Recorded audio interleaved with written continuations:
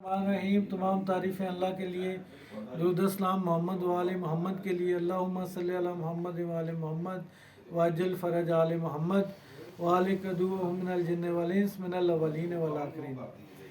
जी बिस्मिल्लाह साथियों, आज मैं आपको एक चांदी का अक्सरी नुस्खा बता रहा हूँ जो बरगे भैंसा और हमारी देसी ज़ुबान में उसको कहते हैं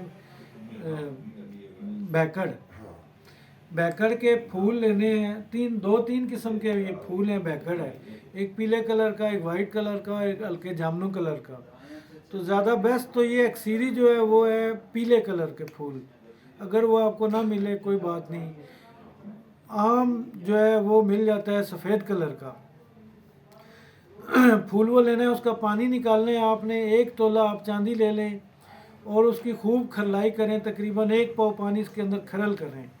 खरल करने के बाद 2 किलो की आग दें, फिर निकालें। फिर इसी तरह ये 5 अमल करने हैं आपने, आपकी चांदी अक्सरी ख्वास की हो जाएगी।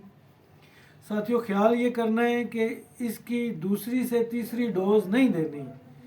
2 चावल खुराक है इसकी, तीसरी अगर आप इसको चावल दे देंगे या चौथी तो बंदा गया फिर आपके किसी काम का, फिर दुनिया का कोई तबीब उसका इलाज नहीं कर सकता।